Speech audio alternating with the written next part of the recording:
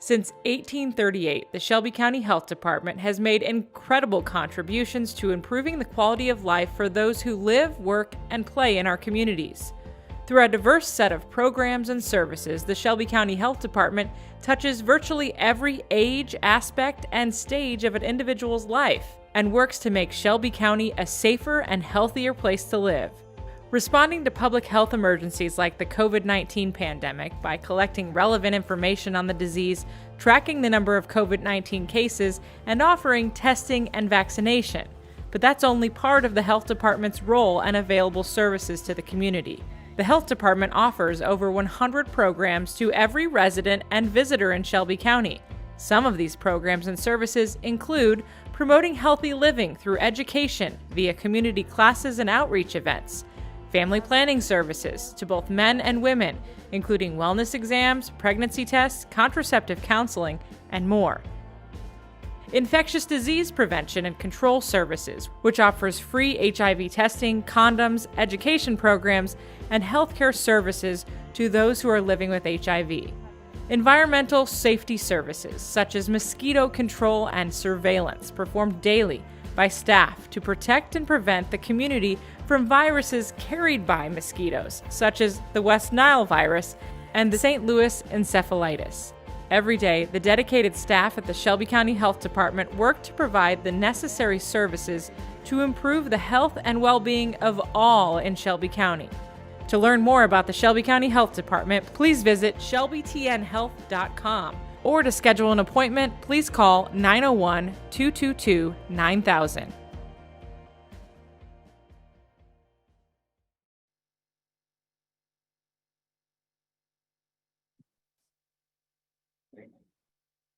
Hello, everyone. Thank you so much for that warm welcome.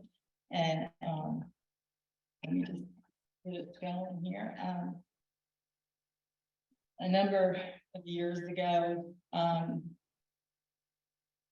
opioid addiction affected our family, and heroin addiction. I have a nephew that, as a young teenager, about 13 or 14, began trying different drugs that were offered to him by friends. And that addiction, that journey lasted about 10, 11 years.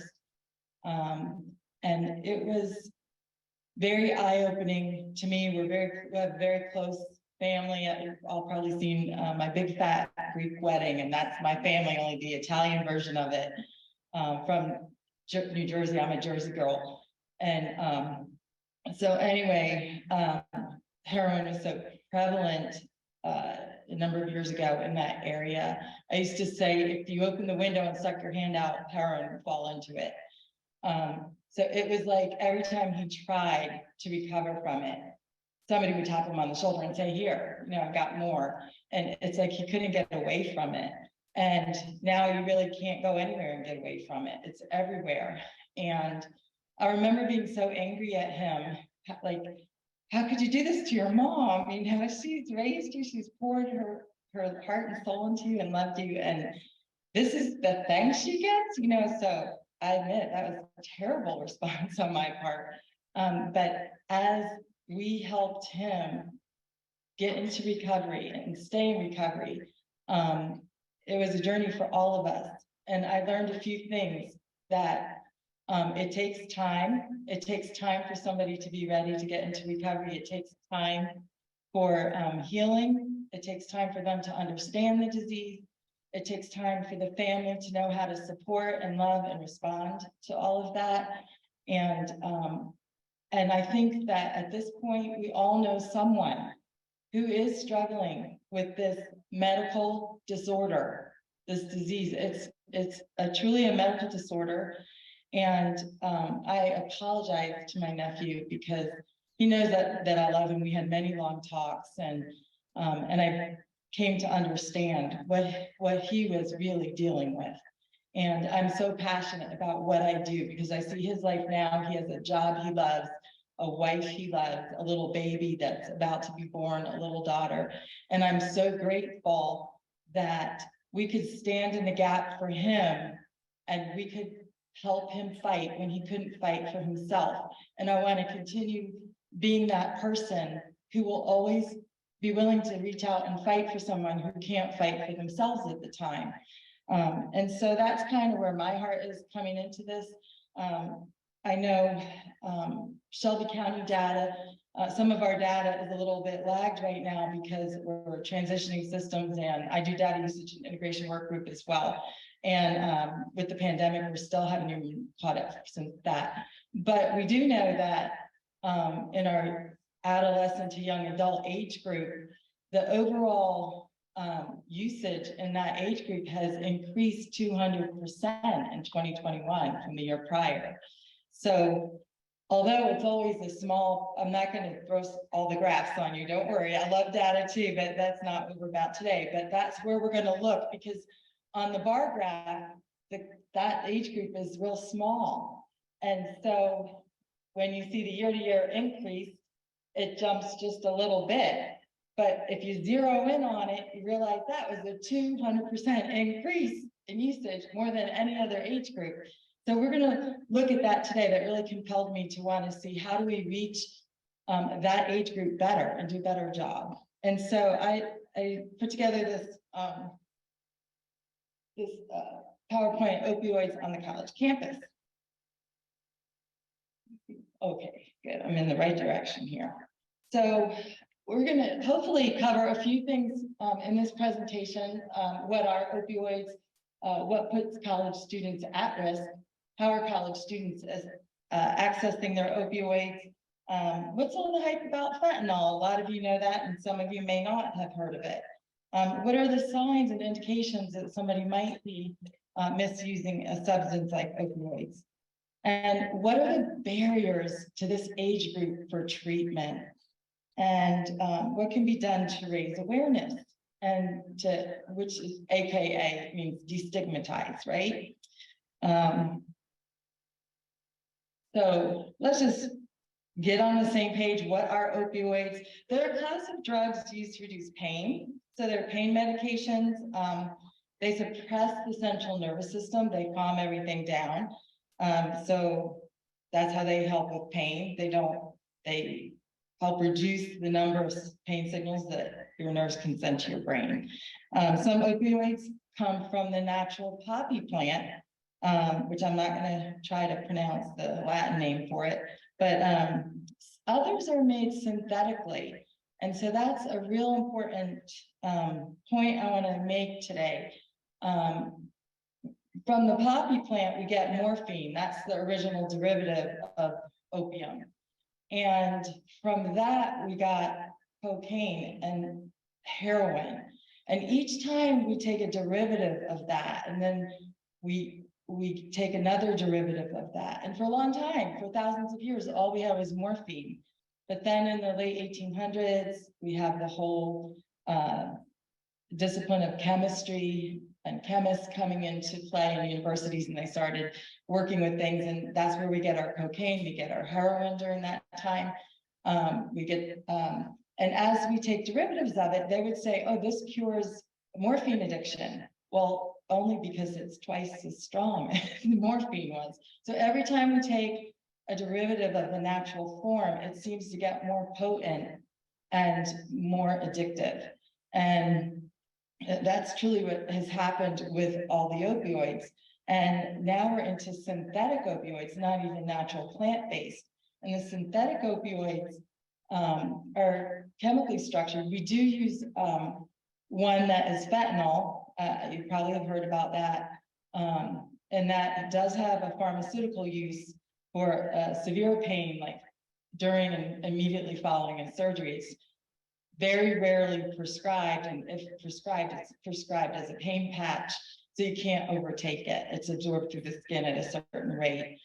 And because it's very potent and very deadly. And of course, now we have that as a chemical-based synthetic opioid, and that's 50 to 100 times more potent than heroin and morphine.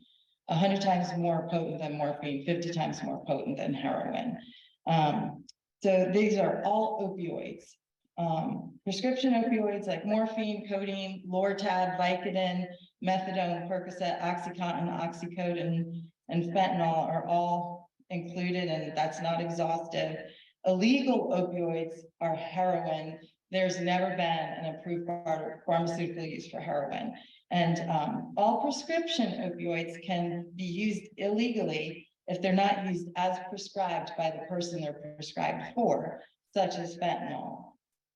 Go to the next slide. So what are the risk factors for college students? Are the risks different for college students than they are for other segments or other demographics of the population? Who thinks that they are different risks for college students? Raise your hand. Okay, that's good. There are, because they're in their own little bubble on campus, and it's not always a happy place. It can be very stressful, filled with new experiences, strange people that they're navigating, how to build new relationships, having new material thrown at them all the time with beastly deadlines. And so there's a lot of stresses they may have never encountered prior to getting to college. And a few risks are, we know that the non-medical use of prescription opioids was higher among college students who were white. They were residents of fraternity or sorority houses and off-campus housing. And they also had lower grade point averages. And they attended more highly competitive colleges. Non-medical and prescription opioids is second only to marijuana as the most common form of drug on the college campus. And 98, let me just go back up to this. Another thought is you also might have even a college student that is in recovery. If they became a substance, diagnosed with substance use disorder, in the early years of college, and maybe they're a junior or senior, it's still a very triggering place filled with many triggers. So we need to look at the college and campus environment and get everybody on the same page with how do we make this less triggering and less inviting to people who may be susceptible and at higher risk of using substances illegally or misusing them. And let's go to the next slide.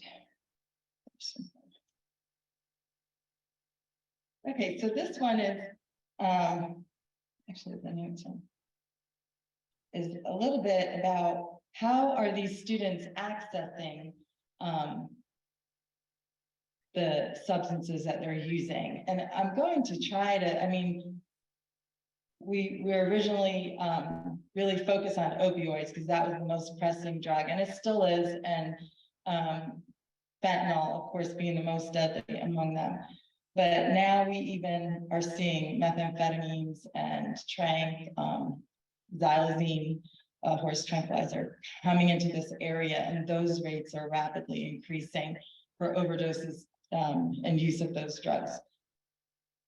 So I like to kind of include those as well, but how are the students accessing the drugs when they're on campus? Some of them, like, honestly, you go to a college like Rhodes College, most of them come from families that are likely have health insurance and have access to doctors and prescribed pain medications. Most of them are getting opioids easily from their medicine cabinets at home, what parents maybe didn't take or didn't finish. So that's another reason you want to count it, drop it, and lock it. Count it, lock it, drop it. And we're collecting for drug take back day tomorrow. You want to get rid of it safely because they are being used and people are becoming addicted to these substances. Also, friends and family members, just give it to them. They're like, oh, you have a test tomorrow? Well, here, try this. It'll help you sleep better, so you'll do better on your test. They might get it from a campus acquaintance. Everybody's kind of trying to feel the water and make friends and see who's in their camp and who they can get along with and hang out with. And that might be used as a social engagement tool. And the biggest one, though, is social media. And 98% of college students use some form of social media. And I thought these were some interesting facts. 3 out of 4 students said that after viewing illicit substance use on social media, they wanted to engage in that activity. It was very appealing to them. Social media is another form of peer pressure. It provides access to drugs. It normalizes illicit drug use, and it glamorizes illicit drug use, and it targets students and young adults. So after seeing hard drugs, this was another study, after seeing hard drugs, not alcohol or marijuana, abused on social media, young adults are 75% more likely to purchase illicit drugs without a prescription. So those are just some numbers that we are seeing from access through social media. Dealers have also stated that they're currently selling 90% of their products via social media apps. 76% of students out of a study that included 358 participants said that 76% said they regularly use social media to access their drugs. And they're also being targeted in the forms of they're being put in vape products, they're being put in food products, candies, cereal, snack bars.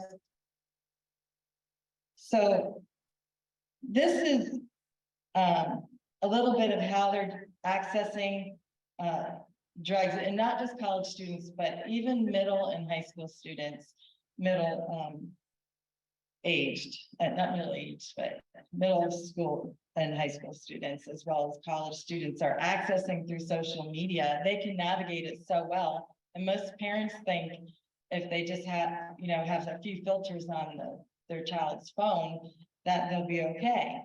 The DEA and FBI and other entities have been working with the social media companies to develop filters and screens so that they can filter out any kind of illicit drug sales and activity on their social media accounts. So they've been successfully able to filter out words, written words, and hashtags, but not photographs. And they are currently working to develop software that can recognize photographs of illicit drugs and flag them so that they're removed. But meanwhile, our very intelligent, bright students have developed their own language in emoji. And the DEA, the Drug Enforcement Authority, last year decoded the emoji drug code that students have been using. They developed this because words and hashtags were being filtered out from social media. So as you see this, it's kind of scary to see all the different symbols and what they mean. So if I hop onto Instagram and I put a plug, what does that mean? I'm looking for a dealer, right? That means in about 5 minutes, that student is going to have about 3 to 5 or more responses from multiple dealers saying, what do you need? Hey, what do I have what you want? And then they'll go ahead and use more emojis, and then they move it to a private chat room. They're using phone apps that are like Calculator Plus and Calculator, Secure Private Calculator, which look like regular calculators, but they're actually private chat rooms. And look, I don't know if you can see the one on the right that says Secure Private Calculator. Look at the age that's recommended for. 4 years old plus. And the way the students do it is the dealers will post a picture of what they're selling on social media, like Instagram or whatever. And if somebody wants it, then they quickly move to a private chat room in an app like this. And they also use Kick, Whisper, Calculator, Plus, WhatsApp, Grinder, and there's many more. So we really can't even keep up with that. But the private chat calculator screen, they actually just put their password in and swipe it, and they're in the chat room. They give them, they cash out the money, they give them the address, and within 30 to 60 minutes, that purchase is sitting in their mailbox, unbeknownst to the parents. Often the child will, or the student will go go down and check the mailbox and go back up to their room. And when they don't come down for breakfast the next morning, the parents go up and find their child has overdosed and deceased. So it's really a serious issue. And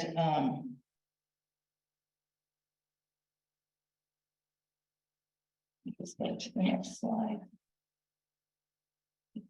This was a graphic I just wanted to share. It said the 5 most abused drugs by college students. Now they do say, I have had some conflicting studies, that some have shown more recently that opioids have surpassed and moved into the number 2 spot, coming right after alcohol.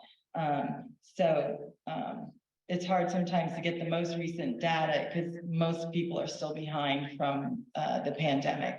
But anyway, of course, alcohol is number 1. Number 2 is marijuana. Almost 50% of college students have tried it at least once. And now also, I think many of you know, now that it's become legal in many states, they're producing a much higher grade and more potent marijuana.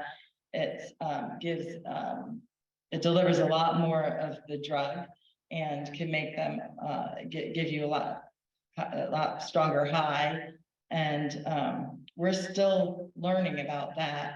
So college students may not be able to function very well on the type of marijuana being sold today. Again, prescription drugs, opioids, what I stated earlier, that's really in the number 2 spot, but still in the top 5. Ecstasy, that's responsible for some of the highest emergency department visits. It's the club drug of choice. And cocaine, about 69% of cocaine users started using cocaine after college entry, just to deal with the stresses of college.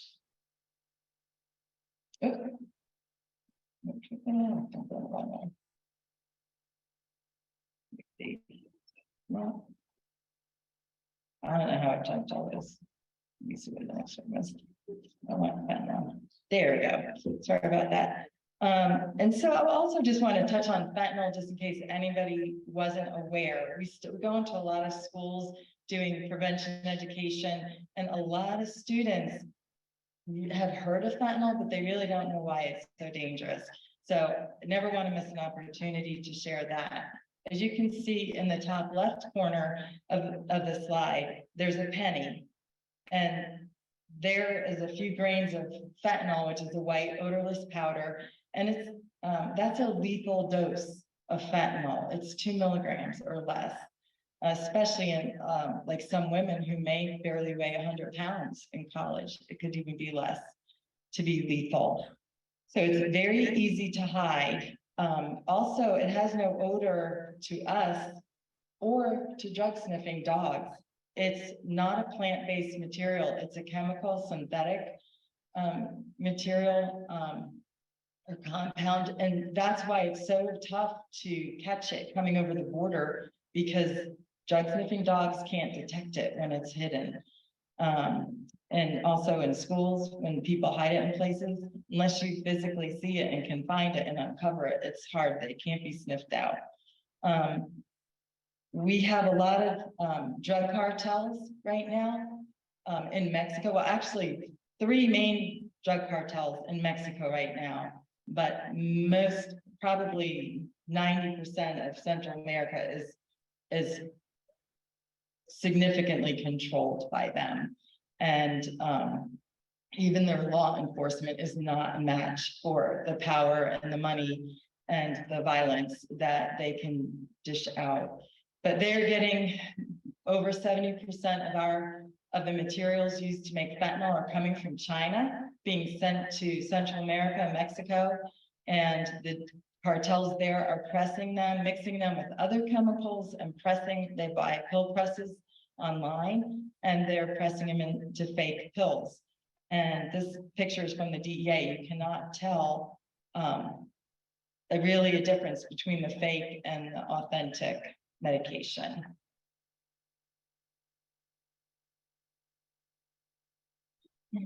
And a lot of people think that even if they just smoke weed or some marijuana, they'll be safe, but they're finding that almost any drug can be mixed with fentanyl and is being mixed with fentanyl, methamphetamines and marijuana and pretty much everything, cocaine, heroin. We're having students show up to the ED with an overdose fatality, and the tox report shows that the students said all they did was smoke a reefer, and the tox report showed that they had fentanyl, a fatal dose of fentanyl in their system. And that's what killed them. So we know it's happening. And it used to be up until just a couple of months ago, all of last year, we were reporting that about 4 out of 10 pills that contain fentanyl contained enough to kill you. So as of January, they upped it to now over 6 out of 10 pills have enough fentanyl in them to kill you. And of course, fentanyl is being made in clandestine labs in Central America, Mexico, and unregulated facilities. There's no dosing requirements. There's no, checking first, no standards that they have to,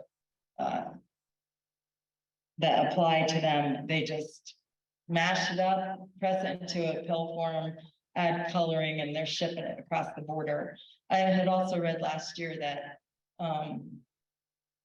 the cartels in Mexico flew over 6,000 drone missions over our border to drop drug packages to get them over the border. So they're really trying hard to get it into our country. We have enough fentanyl in this country to kill every man, woman, and child like 20 times over already. So our law enforcement is working really, really hard to stop that and get it off the street before it gets sold, because it's so deadly.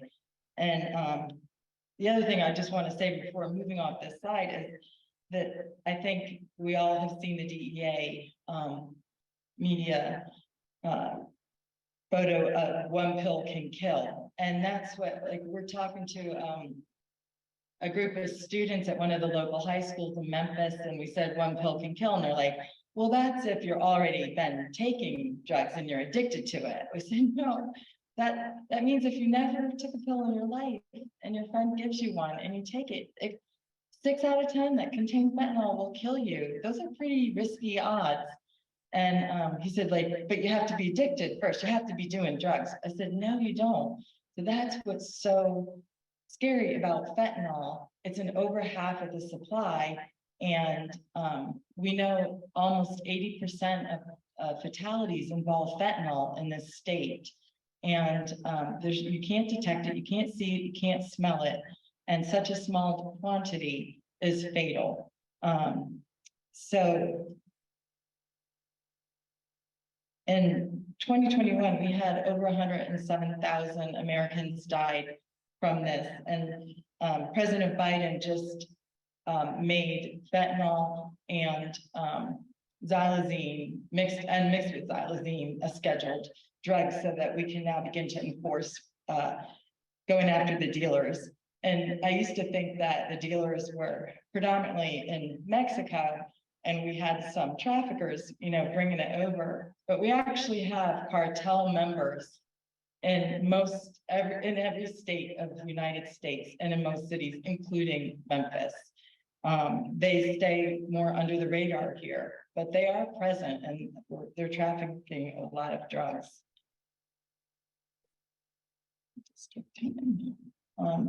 So what is lean? Wherever we go, maybe 3 out of 10 students have heard of fentanyl, but they really don't know any more about it. But 9 out of 10 students have heard of lean. They've seen it. They've been offered lean. And so lean was made very popular by some rappers, and in particular, Lil Wayne was one of the rappers that he used it. They called it purple drank because codeine has a purple hue to it, and they would put cough syrup containing codeine into it, which is what gives the high. Codeine is an opioid. It's an illegal drink, and they would also add soda, Jolly Ranchers, candy, and ice, but they also add other drugs, and even fentanyl is being mixed into that now on college campuses. The short-term effects, it's pretty accessible, and hey, that looks like, who wouldn't want a cup of that if you're at a party, you just want to relax? It doesn't look very intimidating. It looks like a cup of Kool-Aid, so it doesn't look like anything risky, and you see the Sprite there beside it, and people are having fun, and the music's on, and they're getting to know each other, and it's very easily accepted in the younger crowds. So anyway, it'll slow you down, take the edge off. It gives you a feeling of euphoria, makes you lean. And of course, it's an opioid. So it's a central nervous system depressant, and too much depresses your nervous system until your heart stops beating and you stop breathing. There's also long-term effects to continuing to take that. And so you want to limit that and really remove that as an option for students. It can cause frustration, agitation, difficulties with memory, dental decay, low blood pressure, breathing difficulties, and coma, and even death. So we had a campaign the year before last for Kick the Cup to help raise awareness and educate people that codeine cough medicine is an opioid, and it is addictive. And to kick the cup, you don't need to have that in your life. And another thing that we find on campus, on college campuses, is polysubstance use, and that's really becoming an issue now. It involves the consumption of more than one drug, including alcohol, at the same time. So although polysubstance misuse often refers to misuse of multiple illicit drugs, it can also include prescription drugs or over-the-counter mixed with other illicit drugs. They kind of just mix anything they think will help them to self-medicate, to feel better, to get high. So some of the drugs that are mixed now, we see, let me go ahead to the slide. I did pink and blue is purple. So that's kind of why I picked those colors to kind of just give you that mental picture of mixing stimulants with suppressants. So stimulants would be like cocaine, methamphetamines, MDA, Molly's, Adderall, and Ritalin, Concerta, other ADHD medications. And of course, central nervous system suppressants are alcohol, barbiturates, benzos, and opioids, benzodiazepines. And a lot of people think that when you mix them, because one's an upper and one's a suppressant, that they kind of balance each other out, but that couldn't be further from the truth. They both just cause that effect in extreme ways. So the results of combining drugs are so unpredictable and dangerous and they often mask one will mask the effect of the other. So medical professionals or even friends don't even realize that that they're experiencing an overdose because it's being masked. And it also makes people think that it's not affecting them. This also is very dangerous as it causes long-term damage, brain injury, liver damage, heart attacks. Also should add pseudoephedrine is also and among these that get mixed in. It can cause stroke, fast or troubled breathing, increased body temperature, and things like that, and seizures and tremors. So definitely want to help students understand the dangers of that and not to do that. Another thing that I wanted to kind of differentiate is to help campus staff and faculty understand the difference between dependence or addiction. And I just want to read the definition of opioid use disorder.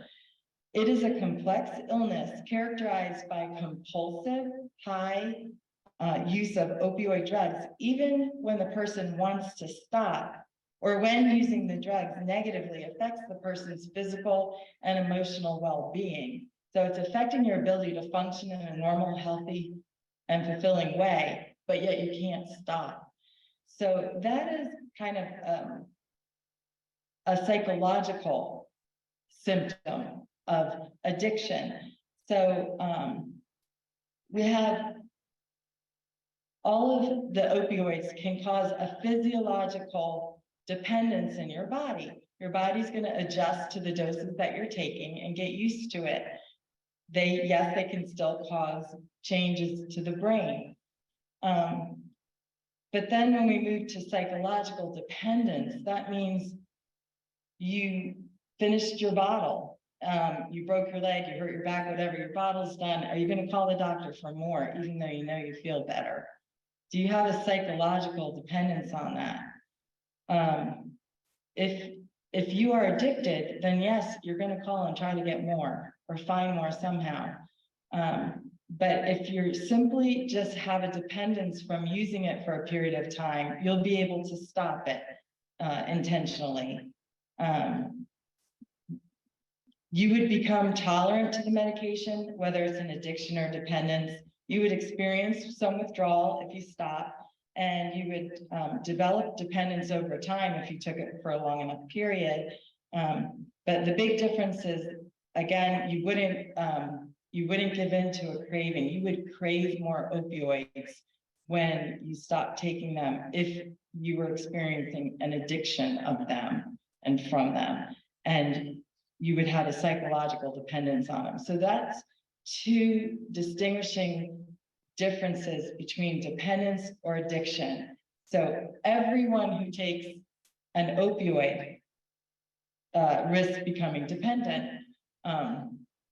I had late-stage neurologic Lyme's many years ago, and it took over a year for them to diagnose it, and it was in my nervous system.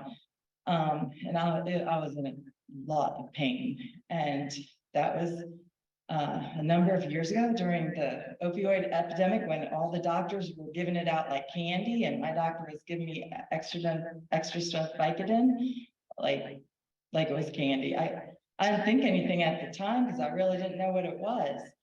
Thankfully, you know, although I understood that I had developed a tolerance to it, I was able to stop and throw the bottle away once I started to get better.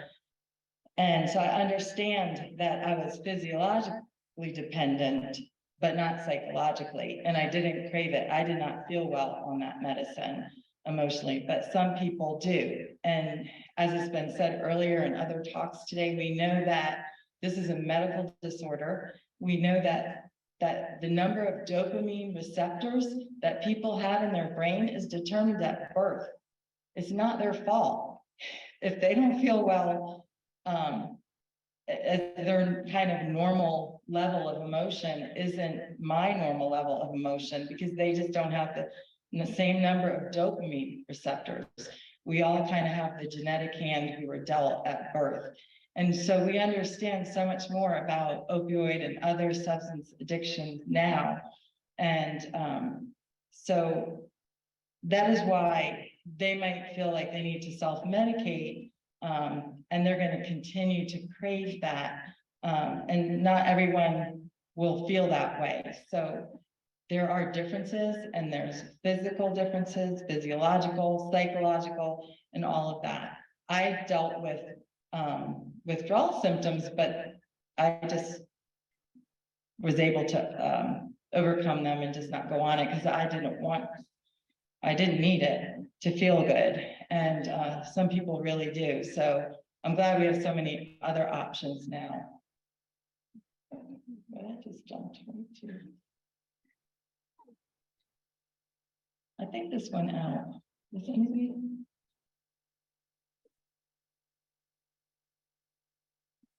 This like it just went out.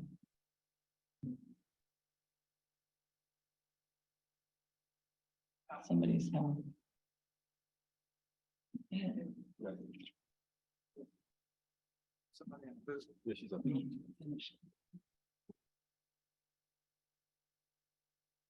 Coming, Lord. Look, there's somebody up there. Yeah, she's going.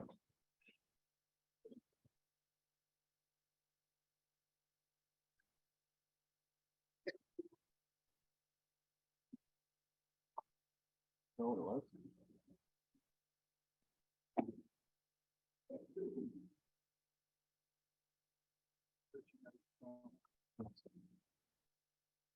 The next slide, I'll just tell you while they're trying to pull it up, but the next slide was just a short video clip of what an overdose looks like and what it, oh, thank you, what it looks like to administer naloxone.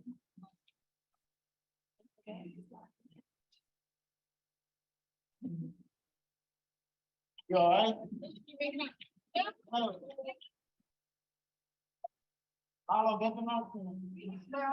This person does survive, so I know it's hard to watch, but they survive. Hold on.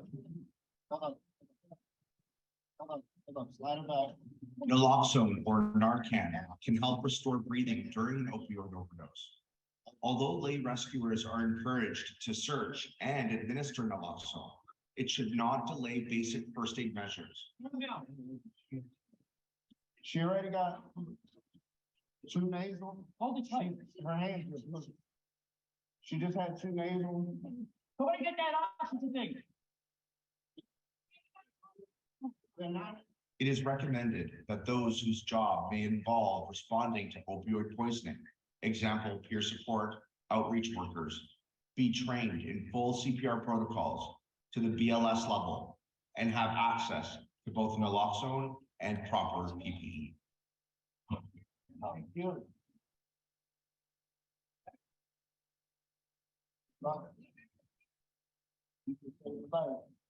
The lives of so many depend on our government and society to change the way we think about drug use and destigmatize the people who use them.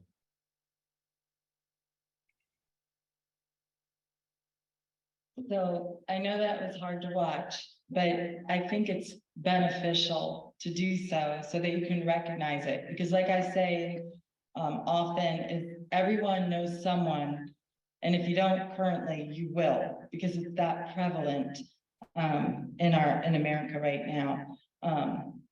And so we try to teach staff and faculty how to recognize the signs, and this is helpful to anyone who even might have a friend or family member that might have a substance use disorder. You'll see maybe possible track marks on their arms, or they actually will inject certain drugs in between their toes and between their fingers, and in unusual places that might not be as exposed and harder for anyone to notice. And plus they might snort, they might inhale, they might ingest, and maybe they don't. As you see, pills for fentanyl are very popular. It used to be that people injected because they got a quicker, stronger high from that. But with fentanyl being 50 to 100 times more potent, they don't have to necessarily inject it to get a much stronger, quicker high. But this is one of the signs. Change in sleep habits. A student may be falling asleep in class. Maybe a student has begun to lose interest in a class that they used to seem to enjoy. Weight loss is a huge sign. As you can see in the bottom 3 pictures, that's the same woman just over like a 2 or 3 year period of of opioid use and probably also methamphetamines, probably mixed, but definitely opioid use. But it's unbelievable. She looks like she aged about 20 years, and you can see the weight loss, the gaunt face. They also may experience frequent flu-like symptoms, temperatures, congestion, things like that, a lack of hygiene, isolation, and stealing. There's other things as well, but it also might just behavioral changes, maybe disinterested in hanging out with friends. They just want to go back to their apartment. They also might be asking for money. That could be an indication where they didn't used to ask for money for anything. So those would all be possible indications that you want to have a conversation. And I just wanted to say this. I think I forgot to mention this a few slides back, but they also found out that students who attend a college or university and commute from their home or their family home, and they don't live on campus, they have the lowest rate of substance use disorder of all the students on the campus. So the highest rate of use is with the athletes, and a sorority and fraternity involves students, and then students who live off campus where parties and things might not be regulated or subject to the campus rules. And so anyway, but we want everyone on campus to really be trained to identify and to recognize and identify indicators of substance use disorder and opioid use disorder. And go ahead. This is one of my favorite slides because it was really eye-opening to me as a science person. The top 3 rows of images, the top 3 brain images with so much yellow, that shows just bustling brain activity. All these signals and nerve cells firing and doing things, and you're seeing, you're taking it in, you're hearing, you're processing all the external stimuli. I'm Italian, so I talk with my hands. But that's your brain, how a normal, healthy looking brain. And then the middle row, where is mostly blue, and you see just a few flashes of yellow triggering, that's after 10 days of abstinence from cocaine use. And your brain, after 10 days, it's still nowhere near a normal level of brain activity, because cocaine just overrides your body's own sensors and production of dopamine and disrupts its normal function to stimulate the brain. So it takes brain tissue just heals more slowly than I think any other organ in the body. Brain injuries of any sort just take a very long time to heal. If somebody has a brain injury just from an auto accident, it could take 2 to 3 years before they begin to really recover speech and other things. So brain tissue just in general, it's a complex type of tissue, and it heals slowly. And then the bottom 3 brain images are 100 days abstinence from cocaine use. And we see more activity, but still not even close to normal yet. So we really want people to understand that the healing of the brain takes time. And until the brain is fully healed, a person who's struggling to go from a substance use disorder and get into a maintained recovery status, they're going to probably relapse. That's a very normal part of the recovery journey. And we want students and faculty and teachers to be aware of that, to help students not only be aware that they're likely going to begin to crave drugs again, but how to set themselves up for success. But over 50% of people are going to relapse at some point. I know people that have relapsed more than a dozen times, but were able to finally get into recovery. It just took their brain that long to heal. My nephew, it took him 7 years and 5 different residential rehabs to finally be able to live a fulfilling life in recovery. Excuse me.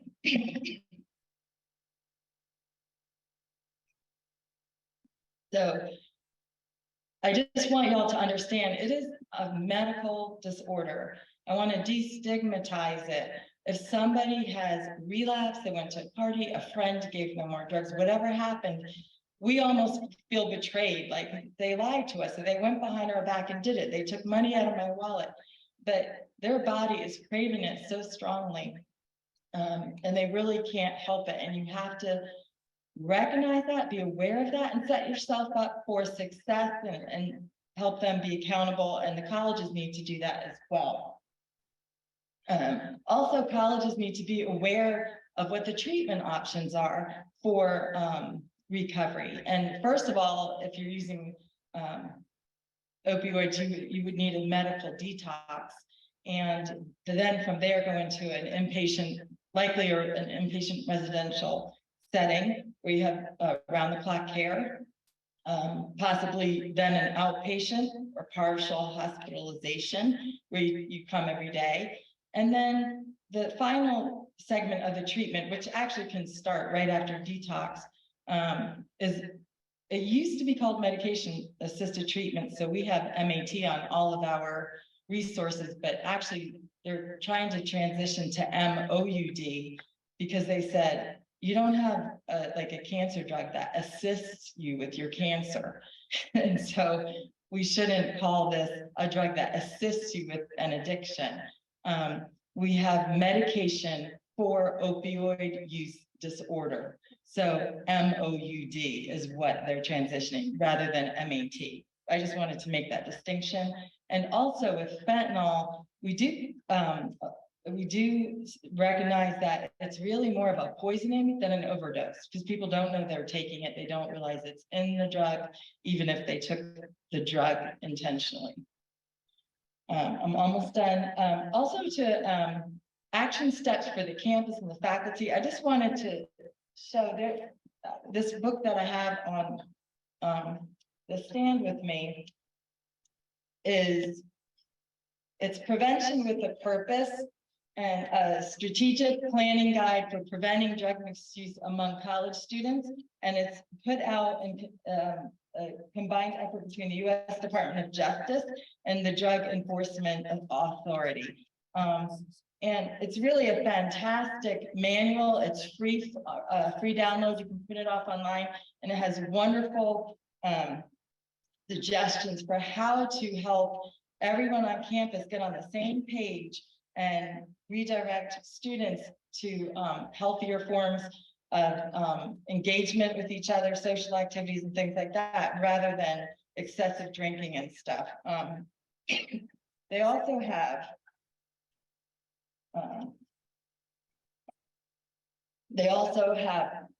faculty training for faculty, staff, administrators, even the campus police, because they're often going to be the first line of response. Excuse me, they need to be equipped with naloxone and trained in how to use it. Oh, excuse me, getting back to so the police officers, most colleges, what was happening is they were being sent to the conduct office.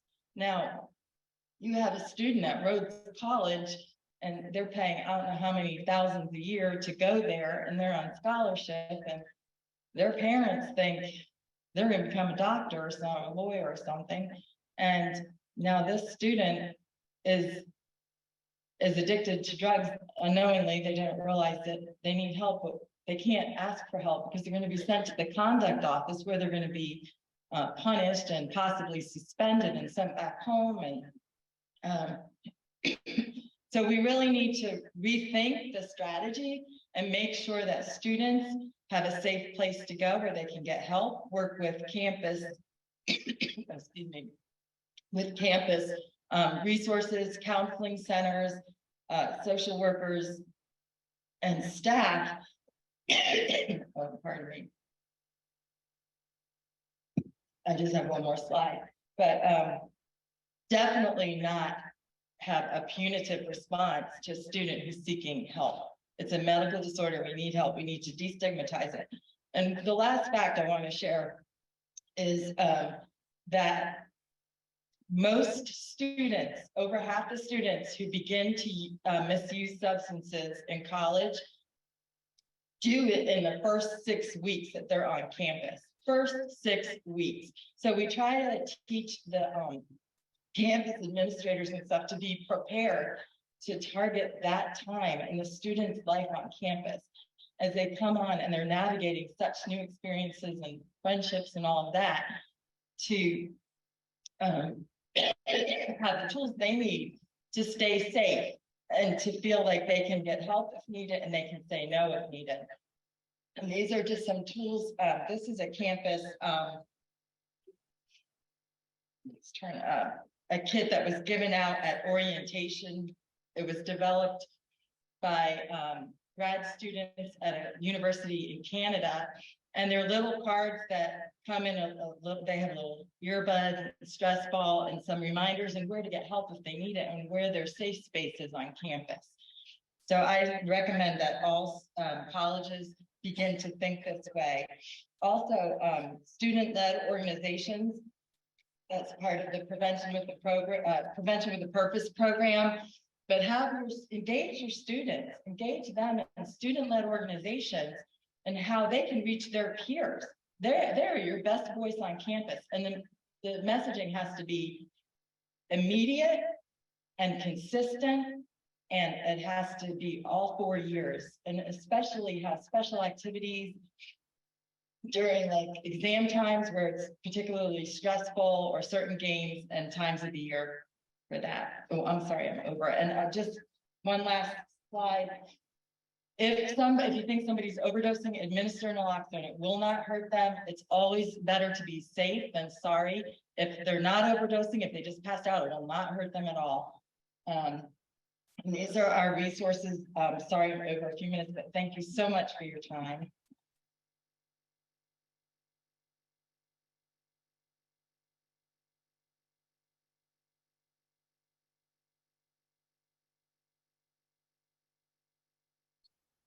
One more time, please give